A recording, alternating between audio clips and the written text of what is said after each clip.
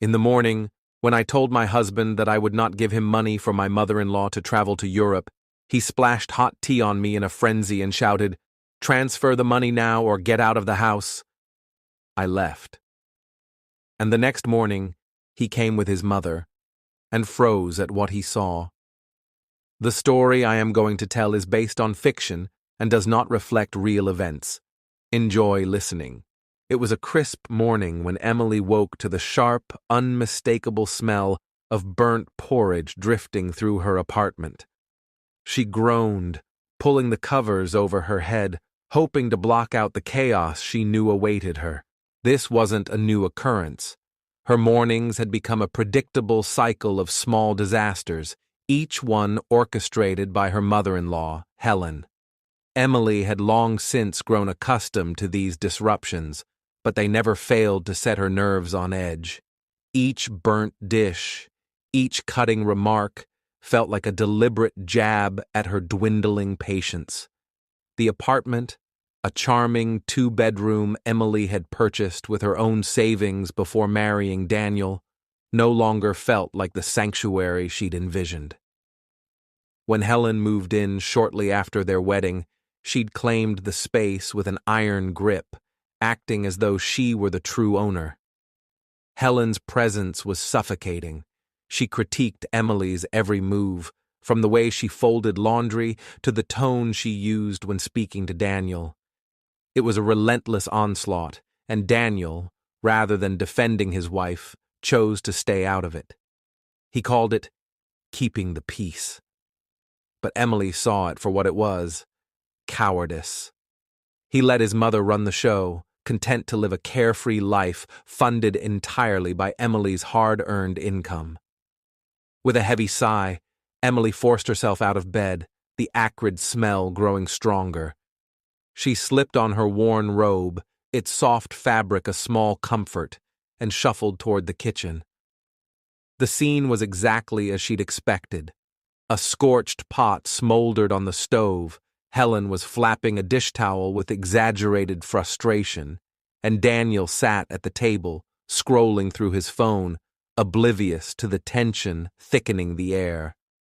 "You're dragging your feet again, Emily," Helen snapped, her eyes narrowing as she spotted her daughter-in-law. "Look at this disaster. Your porridge has ruined my morning." Emily clenched her jaw, resisting the urge to point out that she hadn't even been in the kitchen. She silently turned off the burner, the hiss of the gas fading into the tense silence. Arguing with Helen was like shouting into a void. Every word would be twisted, every defense met with a fresh attack. "Good morning," Emily said softly, trying to keep her voice steady. "Good morning," Helen scoffed, her tone dripping with disdain. "There's nothing good about this mess you've caused." Daniel glanced up from his phone, stifling a yawn. "Em, I need you to transfer some money today," he said, his voice casual, as if he were asking her to pick up groceries. "For what?" Emily asked, pouring herself a cup of coffee, her hands trembling slightly as she braced for his answer. "For Mom's trip," Daniel replied, as if it were the most obvious thing in the world. "She's been dreaming of a European vacation forever. Paris, Rome, the whole deal." Emily froze, the coffee mug halfway to her lips, her heart sinking. For months, she'd been the sole provider, stretching her modest salary to cover every expense: rent, utilities, Daniel's gadgets, Helen's endless demands for new clothes and outings. The idea of funding an extravagant international trip was beyond absurd. It was insulting. Her savings were nearly depleted, and the constant pressure was wearing her down to the bone. "Daniel, I can't," Emily said, her voice quiet but firm, laced with exhaustion. "I don't have the money for that."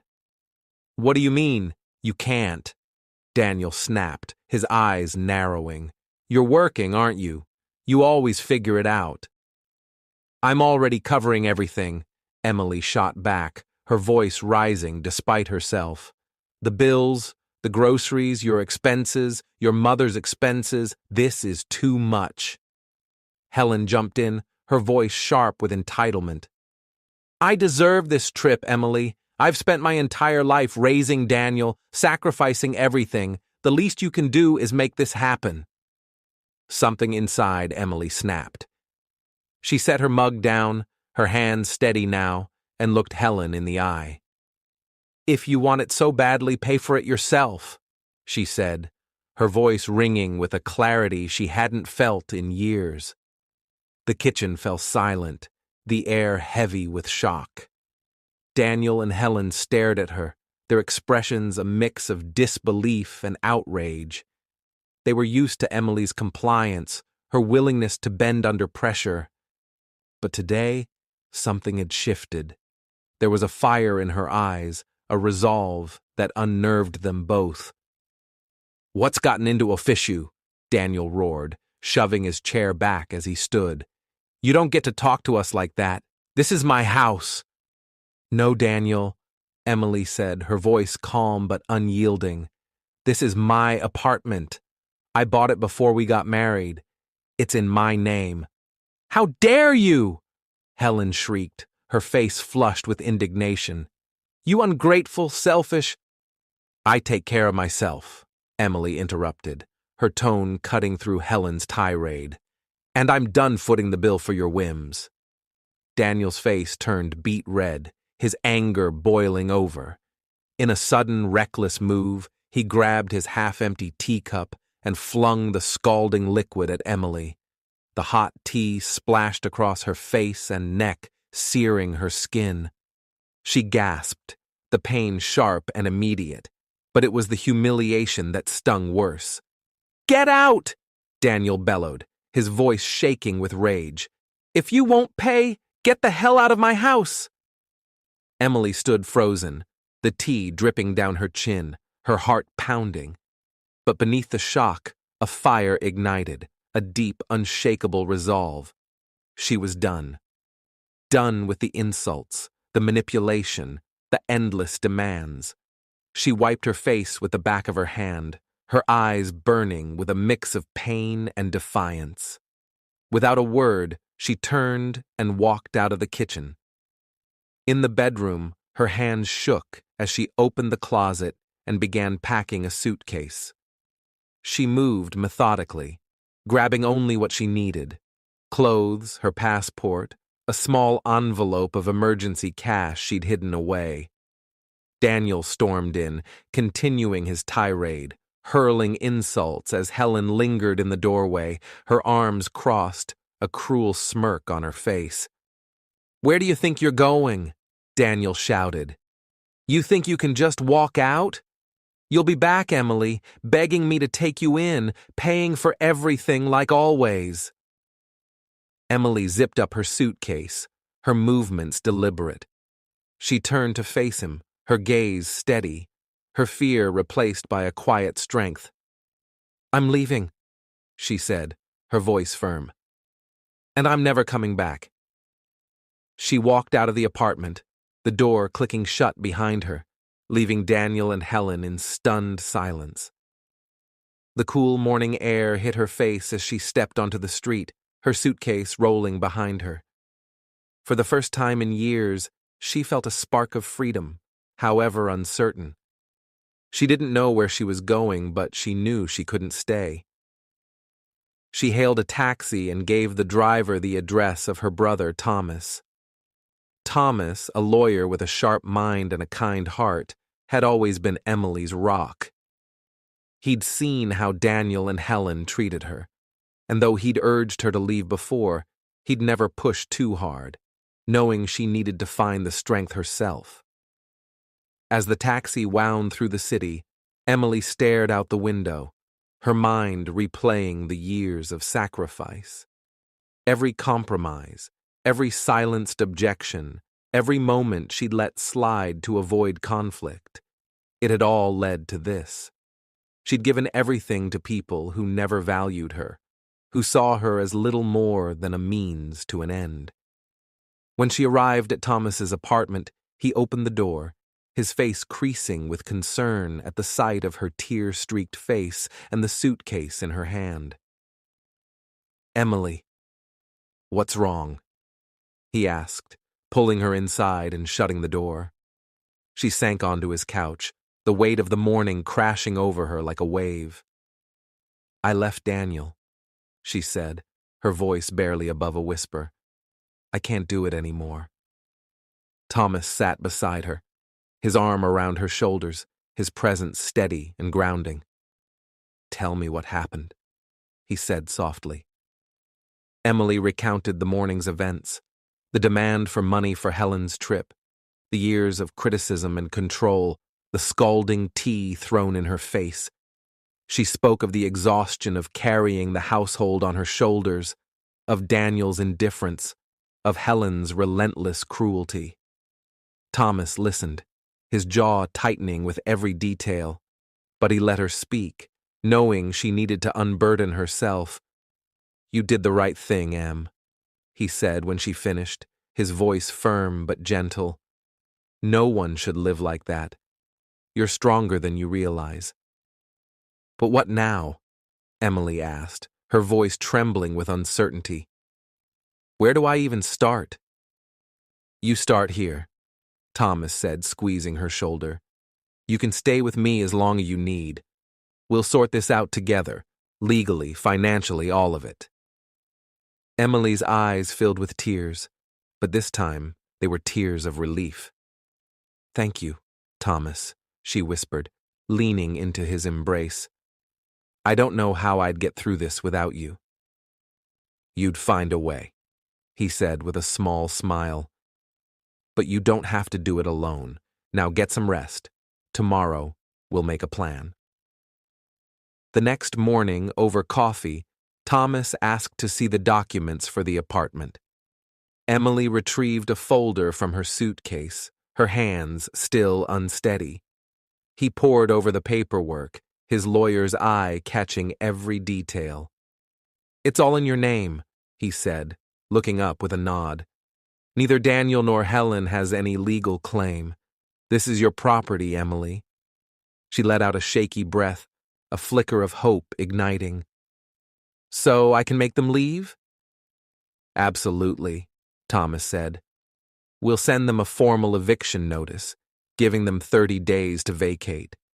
If they don't comply, we'll escalate to court. It's straightforward."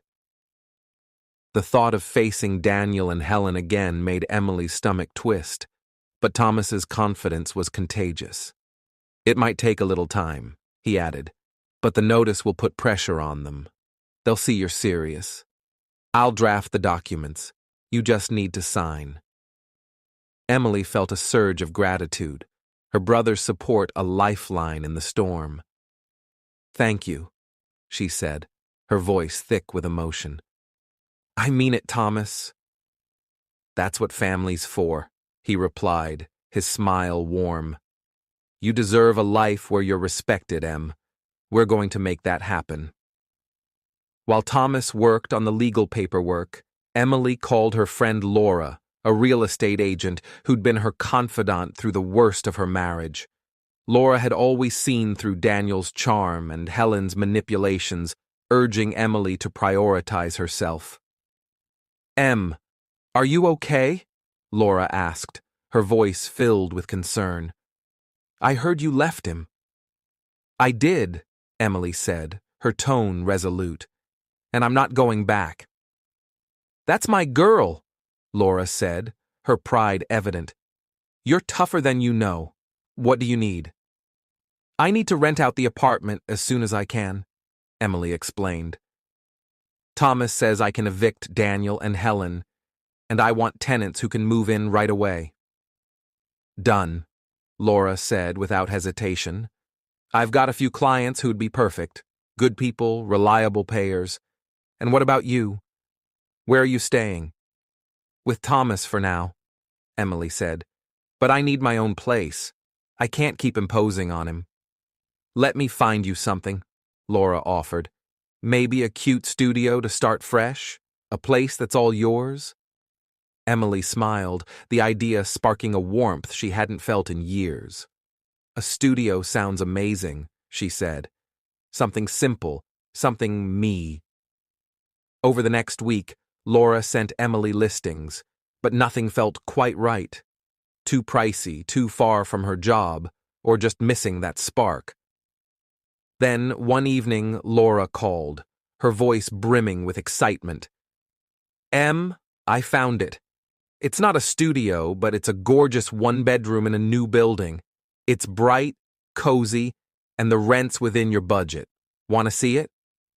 Emily agreed, and when they walked into the apartment, she knew it was home. The space was small, but flooded with natural light, its large windows overlooking a quiet courtyard where birds chirped in the trees. It was peaceful, a stark contrast to the chaos of her old life. The walls were freshly painted, the floors gleamed, and for the first time, Emily could imagine a future that was hers alone. I'll take it, she said, her voice steady with certainty. She paid the deposit and arranged to move in the following week. As she signed the lease, a wave of joy washed over her. This was her fresh start, a space where she could rebuild her life on her own terms.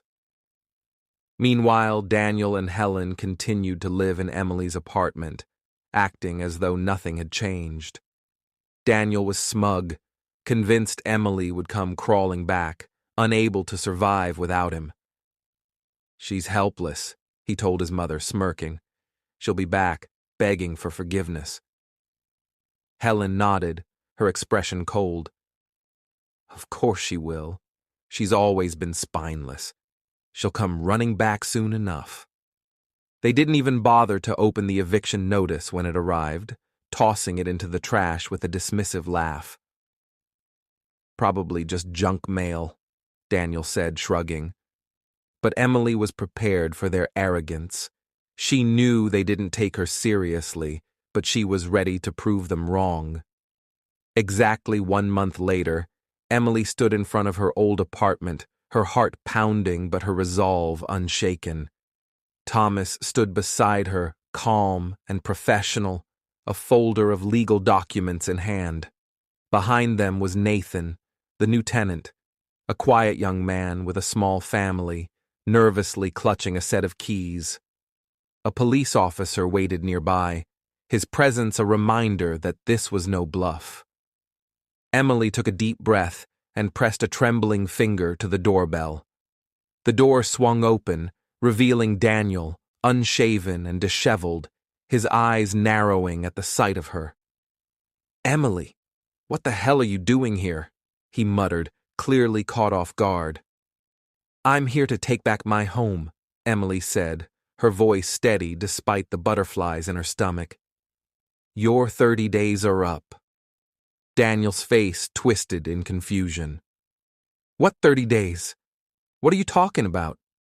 The eviction notice, Thomas said, stepping forward, his tone calm but authoritative. You had a month to leave, Daniel. Time's up. Daniel's eyes darted between them, his confusion giving way to anger. You can't do this! This is my house, too! No, it's not, Emily said, her voice unwavering. This is my apartment, purchased in my name before we were married. I have the documents to prove it. Thomas handed Daniel a copy of the court order. Daniel snatched it, his eyes scanning the text, his face growing redder with every line. This is a mistake! You faked this! He shouted. Don't be absurd, Emily said, her patience wearing thin. It's all legal. I'm done with this argument. Helen appeared in the doorway, her bathrobe askew, her face a mask of indignation. What's going on here? Who are these people? She demanded, her eyes flashing with contempt. Good morning, Helen, Thomas said, his politeness a sharp contrast to her hostility. We're here to ensure you vacate the premises. The eviction notice has expired, and Emily has new tenants ready to move in. Helen let out a derisive laugh. She doesn't have the guts. Emily's a pushover. She'll come crawling back, begging for forgiveness. You're wrong, Emily said, her voice steady and strong. I'm done with your insults and Daniel's temper. I'm taking my life back. You're nothing without us? Helen screeched, her voice shrill. Nothing without my son? I'm Emily, she replied, her words ringing with conviction. And that's more than enough. She turned to Thomas. Call the police. Helen's face contorted with rage. I'll sue you. I'll destroy you. You'll regret this. Ma'am, please, the officer said, stepping forward. This is all legal. If you don't leave voluntarily, we'll have to remove you. Daniel, seeing the situation slipping away, tried a softer approach. Em, come on. Think about this. Where are we supposed to go? You can't just kick us out. You should have thought about that before, Emily said, her voice cold but calm. I gave you a chance. You ignored it. At Thomas's signal, 2 movers began carrying Daniel and Helen's belongings to the hallway. They shouted, cursed, and protested, but their efforts were futile. The law was on Emily's side, and there was no turning back. Nathan watched nervously, clutching his keys. Emily gave him a reassuring smile. It's almost over, Nathan. You'll be settled in soon. Within an hour, the apartment was empty. Daniel and Helen sat on their suitcases in the hallway, their faces a mix of anger and disbelief. Emily stood in the doorway, looking at them one last time. There was a pang of sadness in her heart, not for them, but for the years she'd lost trying to please them. Goodbye, she said quietly. I hope you find a way to live your own lives. She closed the door, the sound echoing with finality. Turning to Nathan, she said, I'm sorry for the scene. You can start moving in now. Nathan nodded, still a bit shaken but grateful. Thank you, Emily. I appreciate it. Emily felt an immense weight lift from her shoulders. She was free. Thomas hugged her tightly. You were incredible, Em. I'm so proud of you. I couldn't have done it without you, she said, her voice thick with gratitude. Thank you, Thomas. It was all you, he said, his smile warm. You found the courage. Later that day, Emily signed the divorce papers, officially closing the chapter on her marriage. That evening, she sat in her new apartment, a cozy 1-bedroom that felt like a blank canvas for her new life. She'd furnished it with pieces that reflected her taste, soft colors, simple lines, no trace of Daniel or Helen's influence. The air smelled of fresh paint and possibility, and for the first time in years, Emily felt at peace. Standing at the window, she gazed out at the city, its lights twinkling like a promise of better days. She picked up her phone and called her mother, Susan. Mom, hi, she said, her voice warm with excitement. How are you? Emily, sweetheart, Susan replied, her voice bright. I'm good, honey. How about you? I have a surprise, Emily said, a smile spreading across her face. You've always dreamed of seeing Europe, right? Well, yes, but it's so expensive, Susan said, her tone wistful. Not anymore, Emily said. I booked us tickets to Paris. We leave next week. There was a long silence, followed by a soft sob. Emily, I don't know what to say. Thank you, my darling girl. You deserve it, Mom, Emily said, her own eyes misting over. I love you.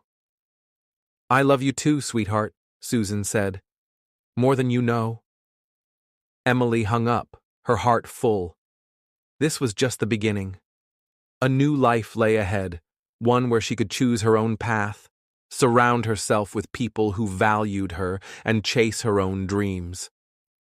She would never again let anyone diminish her worth. She walked to the mirror and studied her reflection. The fear and doubt that had once clouded her eyes were gone, replaced by a spark of hope and resilience.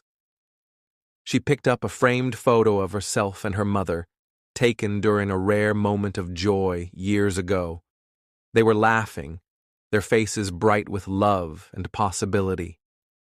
"Soon, Mom," Emily whispered, tracing the photo with her finger. "We'll be in Paris, making memories. It's going to be the adventure of a lifetime." She placed the photo on her nightstand, a reminder of the happiness that awaited her. As she turned off the light and slipped into bed, a smile lingered on her lips. She closed her eyes, dreaming of a future where she was the author of her own story. A life where she, Emily, was enough.